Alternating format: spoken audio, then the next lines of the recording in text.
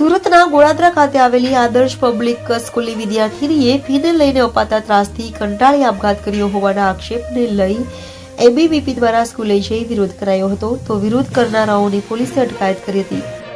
સુરતના ગોળાદરા ખાતે આવેલી આદર્શ પબ્લિક સ્કૂલની ધોરણ 8ની વિદ્યાર્થીને આપઘાત કર્યો હોય અને વિદ્યાર્થીનીએ સ્કૂલમાં ફી ન ભરી હોય, જેથી માનસિક ત્રાસ અપાતા આપઘાત કર્યો હોવાના આક્ષેપો કરાતા એબીવીપી દ્વારા આદર્શ પબ્લિક સ્કૂલ બહાર વિરોધ નોંધાવાયો હતો।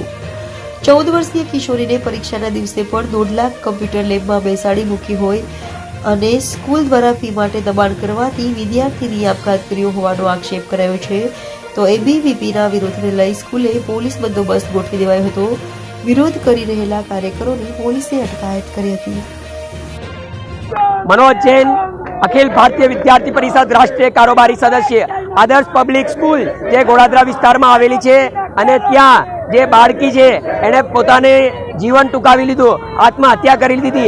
ए पण शा माटे? तो एक नाना कारण माटे के स्कूलनी अंदर एने फीस नथी भरी हती अने फीसनो लेवो देवो ए पेरेंट्स अने प्रिंसिपल टीचरनो होय छे, एमां स्टूडंटनो कोई रोल होतो નથી। અને આ જે વિસ્તાર છે ગોળાદરા વિસ્તાર એ પરપ્રાંતીય વિસ્તાર છે।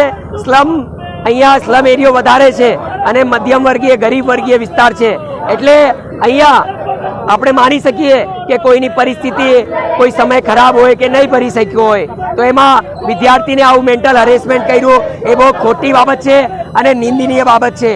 એટલે આ જે સ્કૂલ છે એના માટે અમે ડીઓથી પણ માંગણી કરી છે કે આના ઉપર વ્યવસ્થિત કાર્યવાહી થાય અને આનો લાયસન્સ રદ થાય અને ભવિષ્યમાં પણ બીજી કોઈ સ્કૂલો આવો કૃત્ય નહીં કરે, આવી બાળકીઓને પોતાનું જીવન નહીં ટૂંકાવવું પડે એના માટે દાખલો બેસે। અને અખિલ ભારતીય વિદ્યાર્થી પરિષદ એ સતત વિદ્યાર્થીઓ માટે કામ કરતું આવ્યું છે, એટલે કોઈ પણ દિવસ આવા કૃત્ય નહીં ચલાવવામાં નહીં આવે।